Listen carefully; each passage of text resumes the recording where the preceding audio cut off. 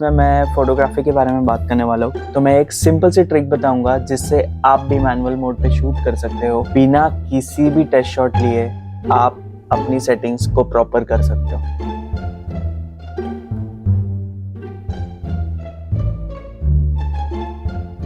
तो hello everyone, कैसे हो आप सब। This is Aamir and you watching shadow pirates. तो आज के इस वीडियो में ये कोई व्लॉग नहीं है और इसमें मैं फोटोग्राफी के बारे में बात करने वाला हूँ कि लोग जब भी मैनुअल शूट करते हैं तो क्या वो चीज़ें ध्यान में रख सकते हैं। बिकॉज लोग एपर्चर को पढ़ लेते हैं, शटर स्पीड को पढ़ लेते हैं, आईएसओ को पढ़ लेते हैं पूरा ही डिटेल में, बिकॉज वो बहुत सारे वीडियोस यूट्यूब पे अवेलेबल है। बट मैनुअल मोड पे कौन सी सेटिंग रखनी है ये उनको ध्यान में नहीं आता है। तो मैं एक सिंपल सी ट्रिक बताऊंगा जिससे आप भी मैनुअल मोड पे शूट कर सकते हो बिना किसी प्रॉब्लम के। और आपको 10, 12, 15, 20 टेस्ट शॉट लेने की जरूरत बिल्कुल भी नहीं है। बिना किसी भी टेस्ट शॉट लिए आप अपनी सेटिंग्स को प्रॉपर कर सकते हो। तो मेरे पास में अभी है कैनन का 70D और इस पे लगा हुआ है 50mm का प्राइम लेंस। तो ये 1.8 शूट करता है, 1.8 एपर्चर शूट करता है। और अगर आपको मैं सेटिंग्स बता दूं तो it says 1/125 of shutter speed, f1.8 and ISO 800। अभी इसको कैसे मैनुअल पे शूट करें मैं आपको बताता हूँ। शटर स्पीड, एपर्चर और ISO जिसको भी आता होगा तो उसको आराम से सेटिंग आ जाएगी। और नहीं भी आता होगा, इन केस अगर उनको उनके बारे में नहीं पता है, तो बहुत सारे वीडियोस अवेलेबल है यूट्यूब पे और मैं उस बारे में बिल्कुल बात नहीं करूंगा कि शटर स्पीड क्या होता है, एपर्चर क्या होता है और आईएसओ क्या होता है। बिकॉज इनके मल्टीपल वीडियोस मल्टीपल क्रिएटर्स से अवेलेबल है। बट ये जो वीडियो है मुझे कहीं भी अवेलेबल नहीं मिला कि बिना टेस्ट शॉट लिए मैनुअल मोड में शूट कैसे करें और क्या सेटिंग रखे। तो मैं सेटिंग बताता हूँ कि क्या रखनी चाहिए, ठीक है।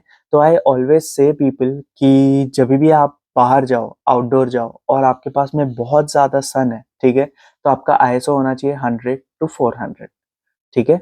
वो रेंज में होना चाहिए। आप कुछ भी रख लो, 100 से 400 कुछ भी रख लो। अब मैं बताऊंगा कि वो कुछ भी कैसे रख सकते हैं, मैं आपको एक्सप्लेन करता हूँ। देन अगर आप शेड में आ रहे हो तो आप अपना आईएसओ रखो 400 to 800, ठीक है। शेडी इन्वायरमेंट, इंडोर इन्वायरमेंट, कुछ भी हो गया, ठीक है। उस बेसिस पे 400 to 800, ओके। ये आईएसओ हो गया अभी हमारा। तो मैं सेट कर लेता हूँ आईएसओ। तो मैं मेरा आईएसओ रखता हूँ अभी जैसे मैं अभी आउटडोर इंडोर कंडीशन में हूँ और मेरे यहाँ पे ज्यादा लाइट नहीं है, बस एक विंडो की लाइट आ रही है। तो मैं अपना आईएसओ रख लेता हूँ 800, ठीक है। 800 रखने के बाद में, ठीक है, मेरा आईएसओ हो गया है 800, ओके। अब एपर्चर, एपर्चर मैंने बोला कि अगर जूम लेंस है तो 5.6 रखे, और अगर नॉन जूम लेंस है जैसे कि मेरे पास में 50mm प्राइम है, तो प्राइम लेंसेज में क्या होता है कि 1.8 जो एपर्चर है वो ब्लॉक रहता है। मैं 1.8 रखूं या मैं 22 रखूं, उससे कुछ फर्क नहीं पड़ेगा बिकॉज ये जूम नहीं होती, ठीक है। तो इस सिनेरियो में मैं मेरा सब्जेक्ट चूज करूंगा कि मेरा सब्जेक्ट एक सब्जेक्ट है, दो सब्जेक्ट है, तीन सब्जेक्ट है, कितनी सारी चीजें। अगर मुझे मल्टीपल चीजों को लेना है तो मुझे एपर्चर बढ़ाना होगा, अगर मुझे एक सिंगल चीज को लेना है तो मुझे एपर्चर घटाना होगा। तो मैं इसको शूट करूंगा। मैंने आईएसओ रख लिया है 800 और एपर्चर मेरा 1.8 ही है अभी। 1.8 पे अगर आप बहुत ज्यादा क्लोज जा रहे हो सब्जेक्ट के तो आप उसको ज्यादा कर सकते हो एपर्चर को। 1.8 से आप 4 जा सकते हो, 3.5 जा सकते हो। अगर आप दूर हो सब्जेक्ट के तो आप 1.8 यूज कर सकते हो, बिकॉज फिर वो 1.8 ज्यादा शैलो डेप्थ ऑफ फील्ड नहीं देगा,